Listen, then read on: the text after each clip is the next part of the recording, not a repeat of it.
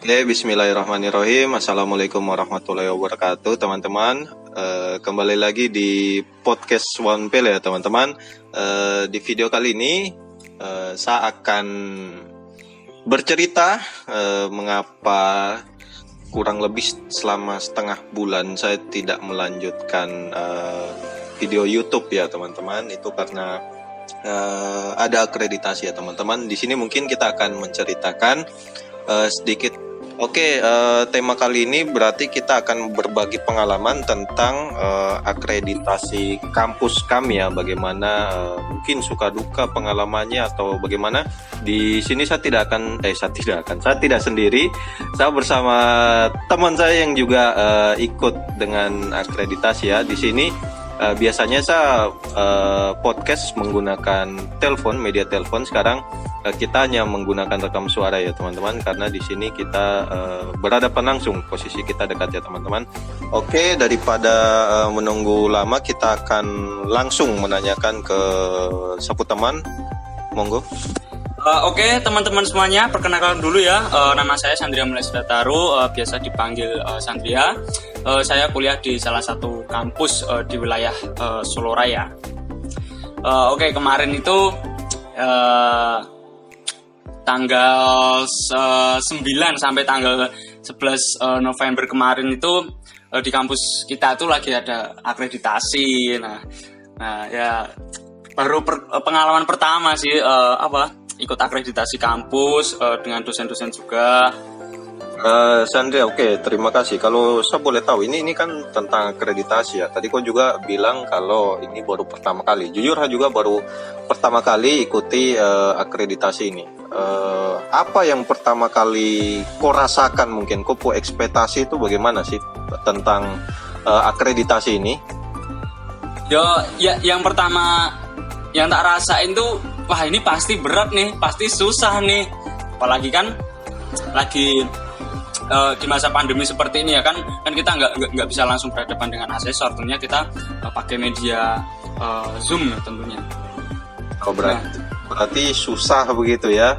Saya juga pertama kali membayangkan tentang akreditasi ini, itu sesuatu yang sangat tidak mungkin, sangat susah bagi saya. Kenapa? Karena ini juga pengalaman pertama kali saya sih. Saya selalu berpikiran bagaimana kalau saya ditanya tentang kampus ya, asesor kan biasanya menanyai tentang kondisi kampus kita. Bagaimana kalau saya salah menjawab dan ya lain sebagainya. Itu memang seminggu sebelum akreditasi itu rasanya seperti berat sekali. Ini betul bisa nggak nih orang kayak saya itu bisa atau enggak ya, tapi ternyata alhamdulillah sudah bisa terlewati sih. Oke, San, kita beralih ke pertanyaan selanjutnya ya. Bagaimana persiapan, apa sih yang dipersiapkan oleh kita yang ingin ikut akreditasi? Mungkin kita persiapan tidak sebesar apa yang dilakukan kampus dengan Bapak Ibu dosen ya, tapi yang dilakukan mahasiswa itu apa sih? Apa itu bikin kepikiran juga atau bagaimana, San? Oke, kalau untuk persiapan dari mahasiswa sendiri, tentunya bagi aku sendiri loh ini cukup banyak ya, karena seminggu sebelum akred itu kita ada briefing dengan dosen, diberitahu tentang pelaksanaannya, terus diberitahu tentang jadwalnya segala macam. Nah, selain itu di waktu itu dosen juga memberi seperti buku panduan bagaimana cara kita menjawab dengan benar ya, yang mungkin buku panduan tersebut di dalamnya berkaitan dengan kegiatan-kegiatan yang telah kita lakukan, yang mungkin bisa menunjang dalam menjawab pertanyaan dari asesor-asesor nanti. Nah, tapi yang perlu teman-teman ketahui ya, untuk buku itu sendiri nggak tipis, untuk buku panduannya itu nggak tipis ya, bisa dibilang itu hampir 150-an halaman itu kemarin itu. Dan di hari-hari berikutnya pun kita masih dapat materi-materi lagi. Maka dari itu kita mau nggak mau hampir setiap malam kita juga review buku panduan tersebut, biar dibilang persiapannya cukup lah, tapi ya tetap sama aja, ndredeg juga sih. Ngomong itu buku panduan atau buku pelajaran? Kok tebal sekali nih? Enggak, itu sejenis buku arisan RT itu. Oh, buku arisan RT. Oke. Di sini mungkin saya juga menambahkan kalau dari sisi saya. Saya tuh sekitar seminggu sebelumnya juga dimintai tolong oleh Bapak ya Ibu dosen untuk menyiapkan video-video yang perlu ditampilkan ketika akan akreditasi. Itu cukup untuk ngelembur juga sih persiapan begitu. Kita syukur juga dibantu dengan teman-teman dalam memberikan saran, masukan, dan ada juga tim lain yang mengedit. Jadi persiapannya bisa dibayangkan sendiri, ngedit video begitu, ditambah juga persiapan pertanyaan-pertanyaan yang akan diajukan Bapak Ibu asesor, itu cukup membuat beban yang tinggi.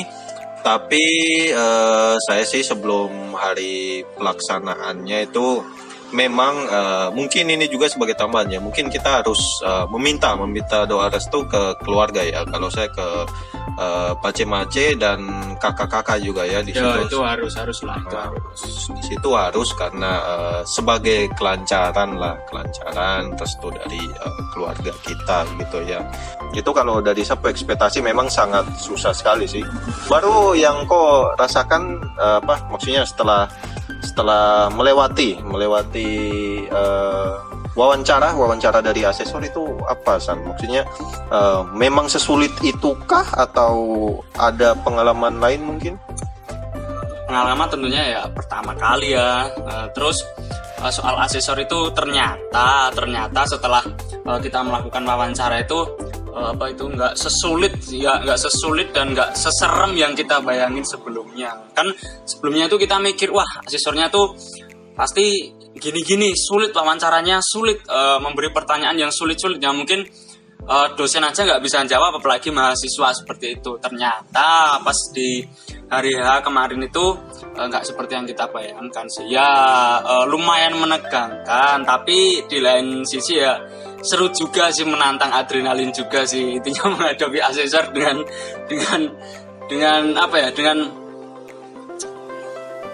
raut muka yang agak sedikit mengerikan. Ya kalau saya boleh tambahin ya teman-teman, ini sebenarnya asesor kita itu laki-laki ya teman-teman. Kita direncanakan asesor laki-laki. Ketika kita bergabung ke Zoom, ternyata asesornya perempuan. Dan kalau saya boleh ceritakan, asesornya ini wah mukanya lumayan serem sih. Lumayan serem itu dari situ ya. Kalau sebelum ditanya saya sempat down sekali karena awalnya katanya yang asesornya enak, laki-laki, suka guyon. Kemudian kita dihadapkan dengan asesor perempuan ya, yang sebenarnya kalau dari sawangannya secara kita menilai secara langsung itu kayak serem sekali begitu sih. Tapi ya alhamdulillah ketika kita wawancara awalnya sih cukup menegangkan sih, sangat menegangkan.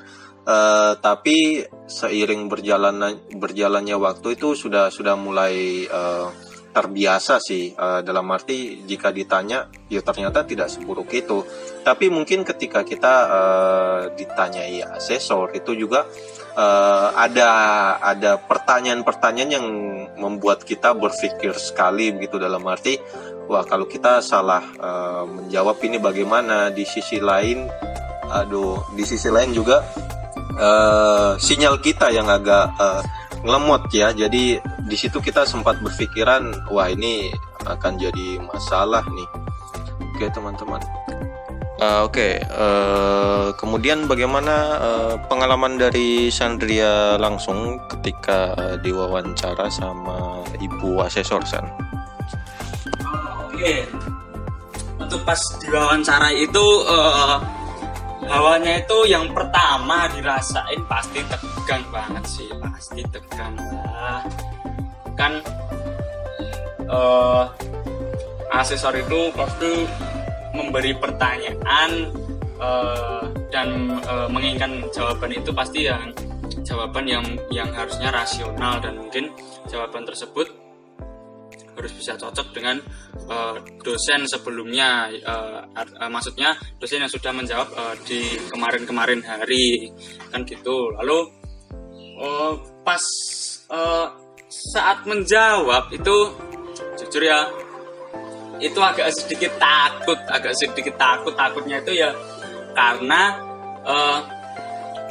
takutnya itu salah jawab atau jawabannya itu kurang pas. Jadi mungkin takut sih kalau salah jawab gini nanti akibatnya seperti apa. Jadi lebih memikirkan akibatnya nanti jika salah jawab sih, seperti itu yang tak takutin seperti itu.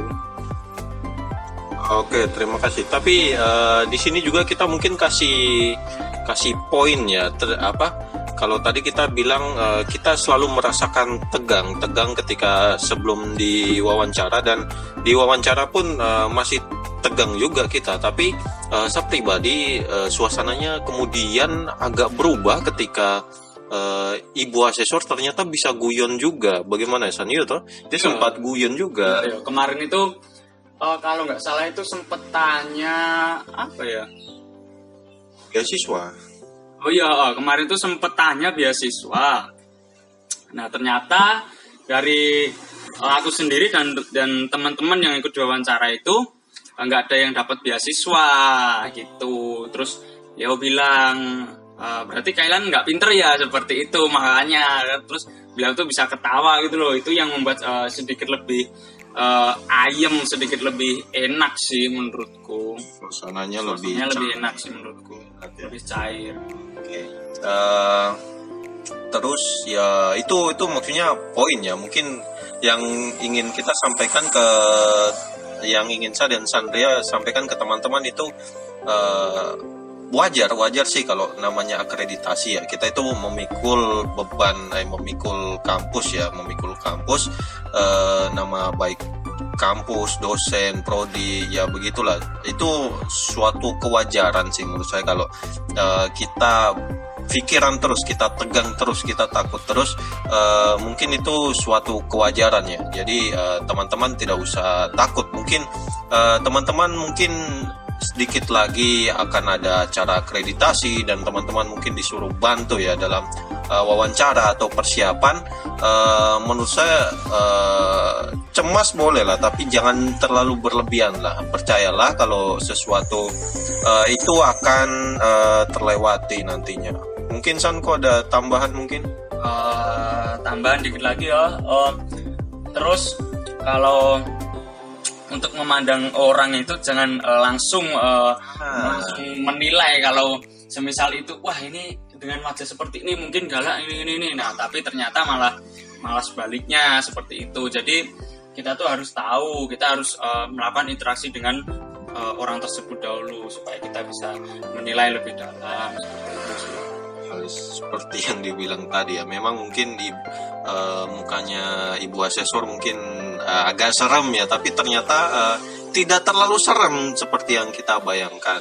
Oke. Betul. Mungkin teman-teman nih ada yang dulu pernah ikut akreditasi, entah itu di kampus, entah itu di perusahaan atau di tempat kerjanya masing-masing. Bisa komen di bawah nih, bisa bagi-bagi pengalaman juga. Bagi pengalaman ya teman-teman di kolom komentar. Mungkin teman-teman juga ada saran, kritik, masukan untuk bisa membangun channel ini lebih baik. Ya monggo disampaikan, tidak apa-apa. Jika itu memang benar bisa kita lakukan, kita akan lakukan yang terbaik teman-teman. Oke, mungkin cukup sekian ya podcast kali ini. Oh iya San, kau tahu tuh kalau ini podcast namanya podcast Baku Tipu, kau tahu tuh? Tahu lah. Podcast Baku Tipu harus terkenal ya teman-teman. Isinya tipu semua. Ini kita baku tipu nih tadi ini. Ya intinya begitulah. Oke teman-teman, ditunggu seri berikutnya ya dari podcast Baku Tipu. Kami harap teman-teman sedikit ada gambaran tentang akreditasi dan bisa berani ya dalam menghadapi akreditasi yang mungkin akan teman-teman hadapi. Oke, itu saja dari saya dan San. Saya ucapkan terima kasih juga kepada San sudah berbagi cerita tentang pengalaman akreditasi. Oke, sip. Oke, mungkin saya langsung cukupkan saja. Sekian. Assalamualaikum warahmatullahi wabarakatuh. Waalaikumsalam. See you guys. Aku.